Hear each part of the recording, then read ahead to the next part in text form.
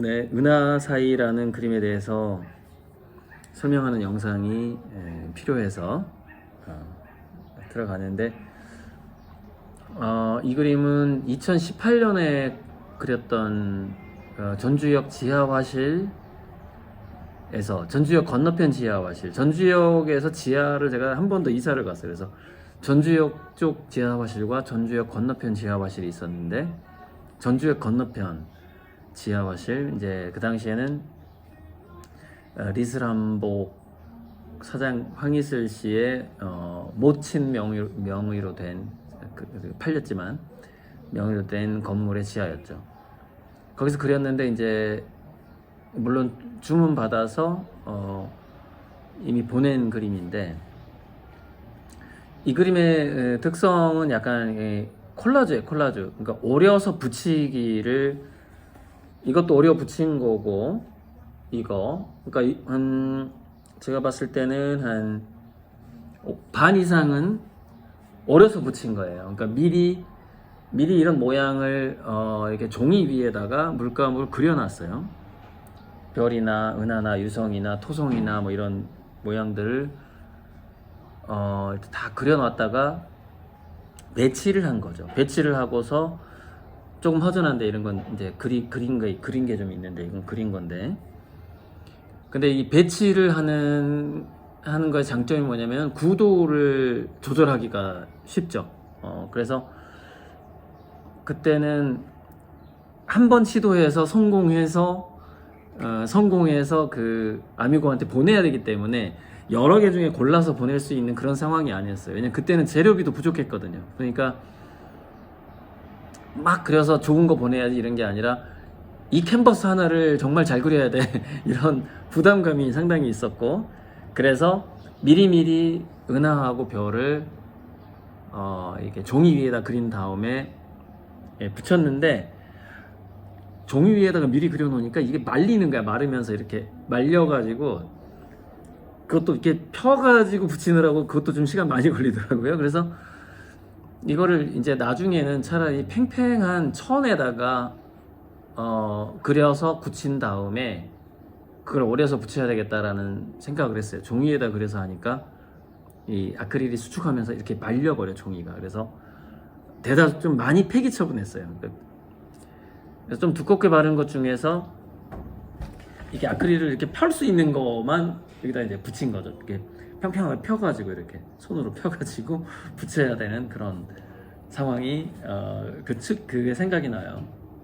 그게 이제 특성이고, 그러니까 이 별꽃 은하와 달리 별꽃 언덕 같은 경우에는 전에도 설명을 했지만은 모네의 그 양귀비꽃 언덕인가, 그런 그림들, 꽃밭이 쫙 언덕에 있는, 거기서부터 물론 그 영감을 받은 거고, 그게 이제 어떤 모티브가 된 거고, 단 저는 여러 종류의 꽃을 그리되 이렇게 폭발하는 별이라던가 은하로 형성되는 과정에 있는 별이라던가, 이렇게 그렇게 은하와 별들이 있는 이 우주가 거품 우주라는 말이 있는데, 이 별들이 배치된 게 여러 이렇게 거품의 그 표면에가 별들이 배치가 되어 있다는 거예요. 그러니까 정말로 우주의 은하와 별들은 언덕 위에 있는 것처럼 배치가 되어 있어요, 천문학적으로. 그래서 그런 어떤 과학적인 사실도 있고, 또 그러니까 정말 별꽃 언덕인 거예요, 이 우주는. 천문학적으로 봐도 그래요. 그리고 처음에 별도 이렇게 빈대떡 모양, 호떡 모양으로 형성이 됐다가 중간에 있는 태양만 남게 된다라는 거죠. 그러니까 대부분의 이렇게 뱅글뱅글 도는 뭐라고 해야 되지? 이렇게 무슨 사탕처럼 생겨 있어요. 은하도 그렇고 별도 그렇고. 근데 나중에 별만 남기 때문에 둥근 태양으로 남아 있던데, 완벽한 원이 아니라 약간 타원형이겠죠, 태양 같은 경우에도. 그래서 이렇게 넓적한 그런 은하들이 이렇게 깔려 있는데, 배경에 있는 이제 이 그림, 제 모든 어떤 우주 그림에서 배경에 이 홍채라는 게 있고, 가운데 검정색 블랙홀 같은 게 있어요. 먼 우주 먼 우주일 수도 있는데 저는 이 블랙홀이 신의 눈동자라고 생각을 해봤거든요. 눈동자의 검은 부분, 그것이 블랙홀이다라고 생각을 해봤는데, 이 각각의 은하나 별들이 하나의, 우리가 어떤 시인이 시를 지을 때 그 사전에 있는, 국어사전에 있는 시 가지고 시를 짓겠죠. 그래서 이런 것들이 하나의, 저는 그 신의 언어라고 생각을 한 거예요. 시의 시어라고 생각하는 거죠. 그래서 마치 미리 별 같은 걸 그려놓는 것은 마치 우리가 알 수 없는 외계의 문자 같다라는 생각을 하기도 했어요. 미리 그려놓을 때.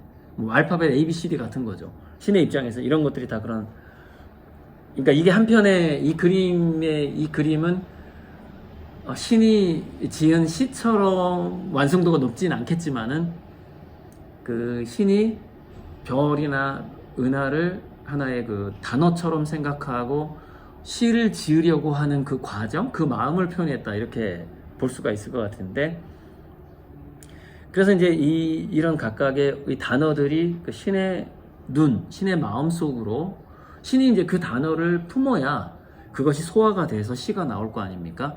왜 이 그림은 그 단어를 학습하는 과정, 신이 이게 블랙홀 안으로 빨려 들어가는 은하거든요. 이게 그 블랙홀 안으로 이렇게 막 빨려 들어가는 거예요. 그런 어떤 각각의 꽃이나 별의 모양들이. 그래서 어떤 단어 같은 거예요. 그래서 나중에 이제 이 블랙홀 안에서 뭔가 소화가 돼서 또 다른 우주가 탄생하는, 또 다른 시가 탄생하는, 그런 걸 생각해 봤는데, 우리가 노래 중에도 있고, 그 다음에 천문학적인 어떤 용어 중에서 사건의 지평선이라는 게 있어요. 그래서 여기 보면 이 그림에 사건의 지평선이 있어요. 이 중앙 부분이죠. 여기는 빛이 새어나오지 않는 영역이에요. 사건의 지평선. 그 뒤에는 우리가 알 수 없는 신의 영역인 것이죠. 신이 과연 어떤 시를 지을지는 뭐 정확히 알 수가 없는데, 그래서 여기도 보면은 이 그림에서는 사건의 지평선이 좀 많이 안 보이긴 한데, 여기가 그런 어떤 지평선이라고 제가 생각을 했던 거죠. 여기가. 그래서 여기 언덕 라인이 있어요. 이렇게. 여기가 지평선이야. 저 뒤에는 빛이 없잖아요. 여기는 지금. 거기는 알 수 없는 신의 마음의 영역인 것이죠.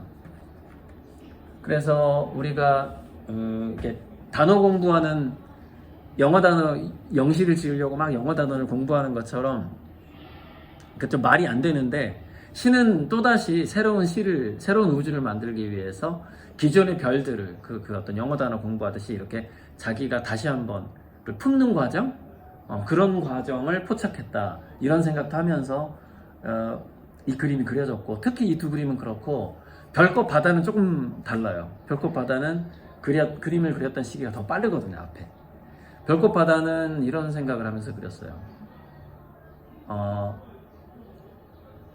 심해 어종들, 정말 우리가 그 모양이 알 수 없는 심해 어종들이 있는데, 정말 깊은 바닷속에 들어가면, 빛이 없는 바닷속에 들어가면 빛을 내는 심해 별별 희귀한 어종들이 많은데, 우주를 한번 그렇게 한번 그려보자, 별들을 그 생명체, 우리가 알 수 없는 생명체처럼 한번 그려보자 해서 나온 게 별꽃 바다죠.